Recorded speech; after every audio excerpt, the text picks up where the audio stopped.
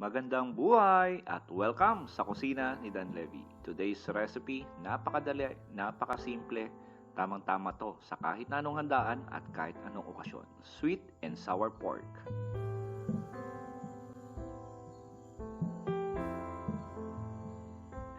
Umpisahan na natin.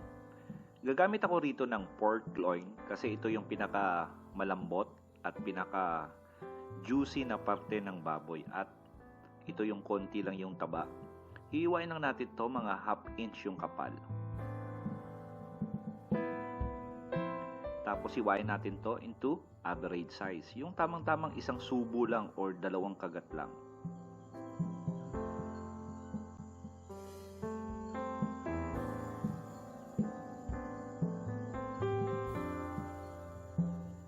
Tapos lagay lang natin siya sa plate or mixing bowl at i-marinade na natin ng black pepper tapos ng salt. Haluin muna natin para mag-penetrate yung black pepper doon at saka yung salt doon sa ating karne. Pagkatapos nyan, lagay tayo ng cornstarch at egg yolk.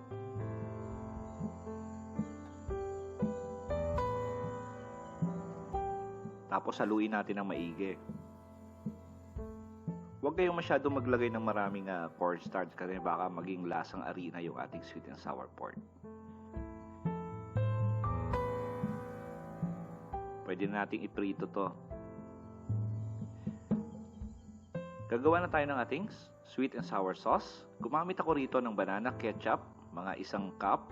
Tapos lagay tayo ng salt, black pepper powder. Tapos, lalagay tayo ng konting soy sauce.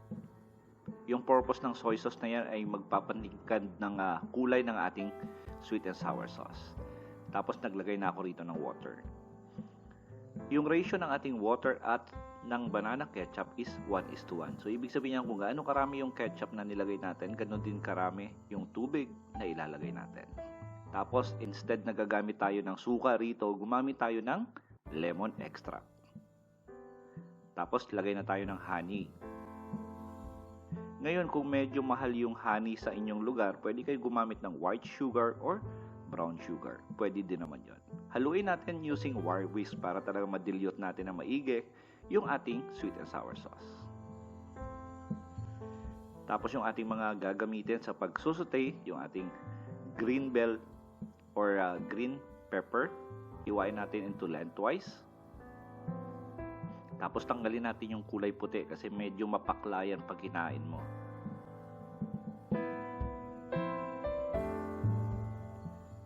Tapos hiwain natin to into square. Approximately mga 1 inch by 1 inch yung lapad.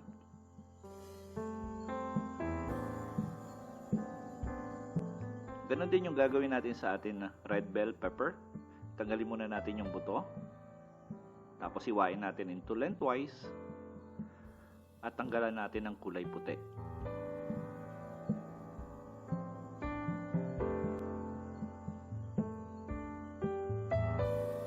At hihiwain natin to into square.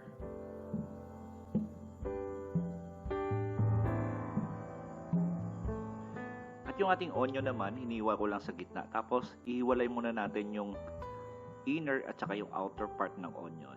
Yung purpose niya kung bakit pinaghiwalay natin, para mapantay natin yung size ng ating onion. So, iniwa rin natin to ng cubes. Tapos yung sa bandang gitna, hitiin lang natin.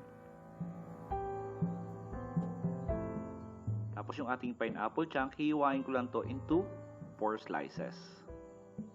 Ngayon kung gusto nyo nang magmukhang marami yung pineapple chunk nyo, it's either hiwain nyo sa 6 or 8.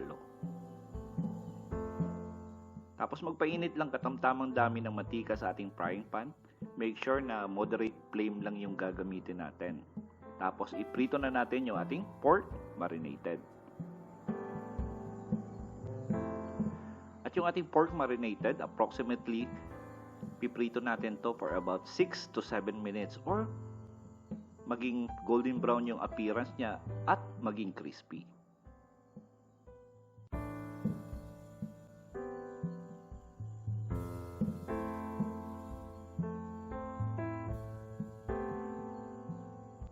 And make sure na hinahalo natin to from time to time para pantay-pantay yung pagkakaprito natin sa ating pork marinated.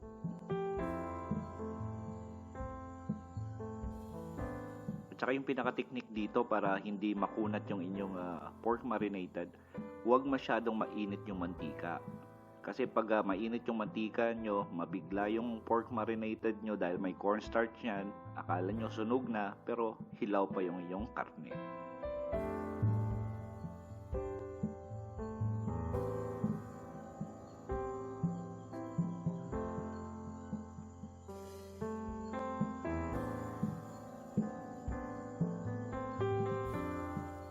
Tapos pag okay na yung kulay, crispy na, golden brown na, hango lang natin to. Make sure na gumamit kayo ng strainer para ma-drain nyo yung excess oil.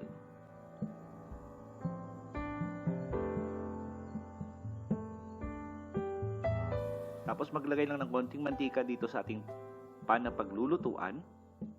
Make sure na medium heat din yung gagamitin natin. Tapos susutayin natin yung ating onion at saka yung ating pineapple chunk. Tapos sunod na natin yung ating bell peppers, yung green at saka yung red.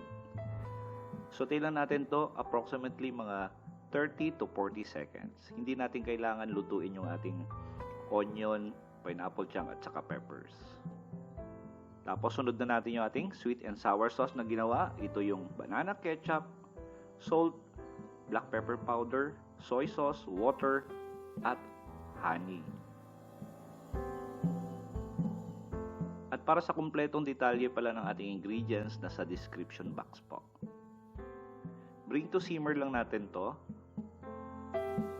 Pag kumulo na ng konti, na maliit na konti yung sauce natin, pwede na tayong mag-apply ng cornstarch.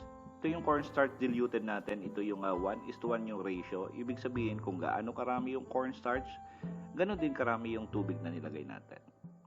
At saka yung technique dyan, gradually pag naglagay para hindi mabigla yung ating sauce. Mahirap kasi pag sumobra yung cornstarch.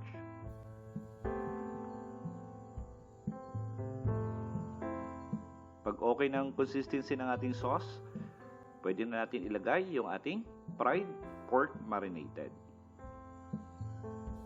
Tapos, lutuin lang natin to for about a minute.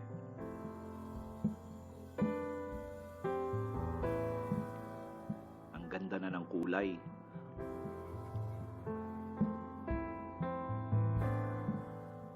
Ngayon pwede nyo na to ilagay sa plate, tapos iserve nyo, tapos pwede na natin i-enjoy yung ating sweet and sour pork.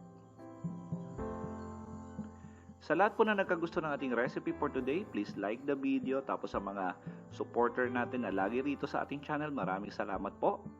At kung bago po kayo sa ating channel, huwag kalimutan na pindutin yung subscribe at notification bell para updated kayo sa mga susunod pa nating recipe.